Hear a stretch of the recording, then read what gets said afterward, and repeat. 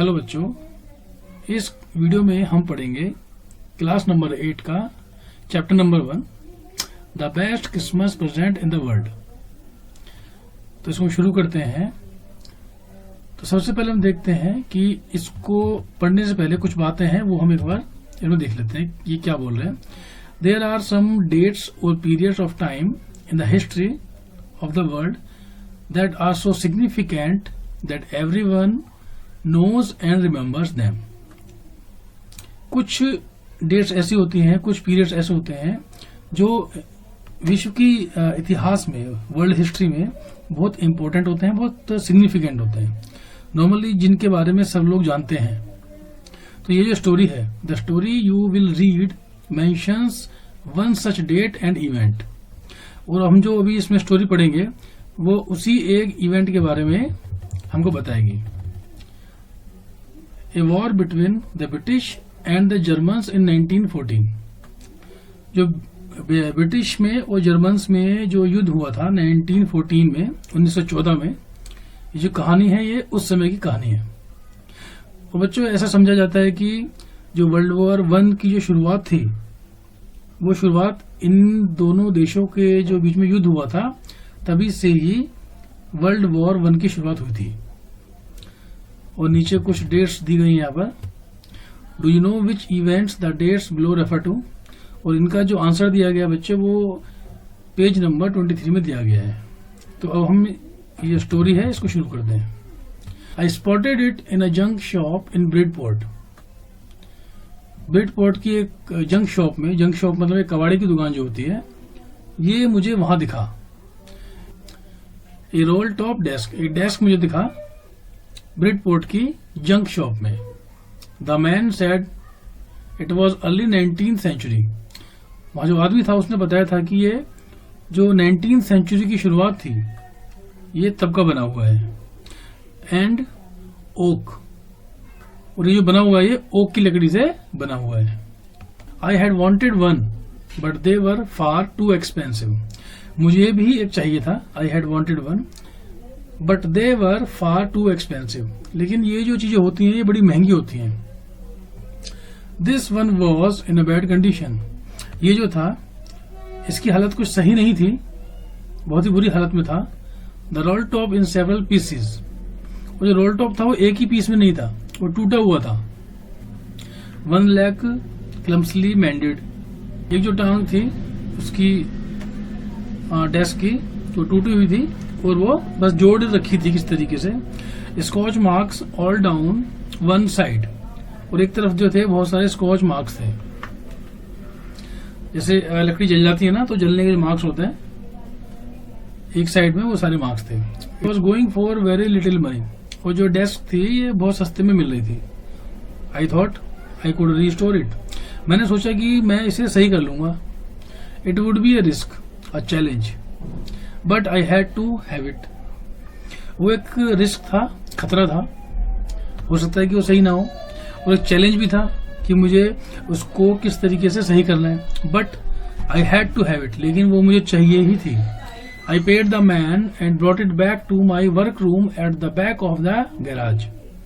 I paid the man, मैंने जो आदमी था उसको पैसे दे दिए और उस डेस्क को मैं लेके आ गया अपने वर्क रूम में जो मेरे गैराज के पीछे की तरफ था। I began work on it on Christmas Eve. और मैंने उस पर काम करना शुरू कर दिया क्रिसमस की इवनिंग पे। I remove the role top completely.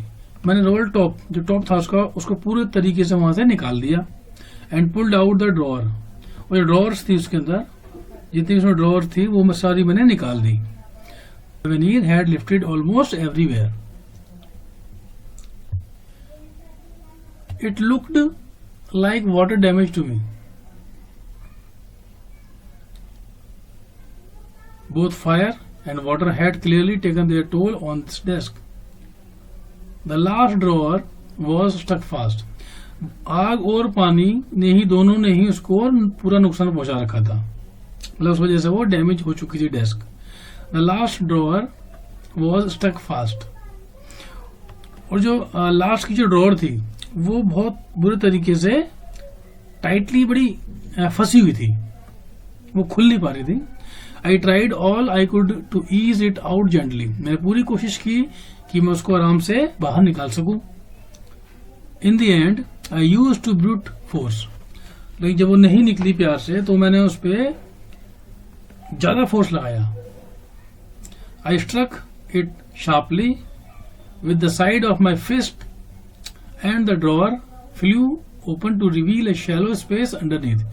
जब वो बहुत देर से नहीं खुली, जब मैं सारा फोर्स उस पर लगा रहा था, तो मैंने फिर अपने मुट्ठी बना के उसको साइड से उसमें बहुत तेज की मारा, और जैसे ही मैंने उसमें मारा तो जो डोर थी वो खुल गई, और जैसे ही वो खुली तो इसके ऊपर ही मतलब उसके अंदर ये अंदर की तरफ एक सीक्रेट ड्रॉर थी।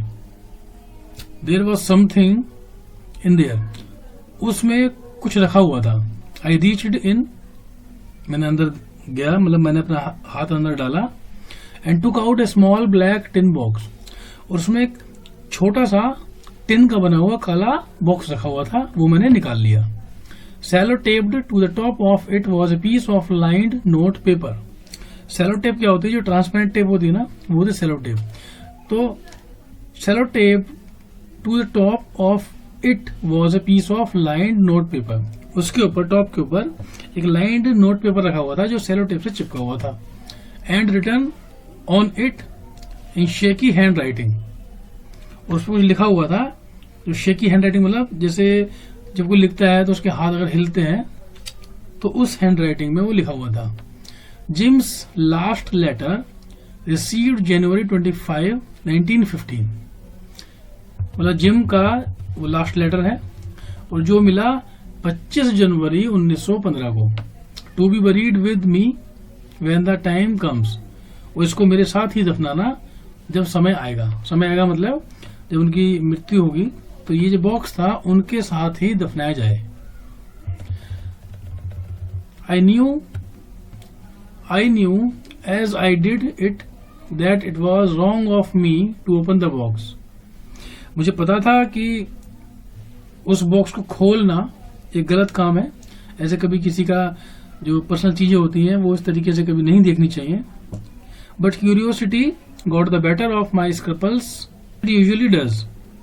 लेकिन जो एक जिज्ञासा थी ये देखने की कि आखिर उस बॉक्स में, उस छोटे डिब्बे में है क्या, वो मुझे रोक नहीं पा रही थी उसे खोलने से। Inside the box there was an envelope, उस बॉक्स के अंदर एक लिफाफा था, एक एनवेलप था। द एड्रेस रीड, और उस पर एड्रेस लिखा हुआ था, Mrs gym McPherson, 12 copper beaches, Bridport, Dorset. उस पर ये पूरा कंप्लीट एड्रेस उस पर लिखा हुआ था। I took out the letter and unfolded it, मैंने लेटर उसमें से निकाला और उसे खोला, अनफोल्ड किया। It was written in pencil and dated at the top December 26, 1914। वो पेंसिल से लिखा हुआ था, वो पेन से नहीं लिखा हुआ था, वो पेंसिल से लिखा हुआ था, और टॉप पर डेट लिखी हुई थी 26 दिसंबर 1914।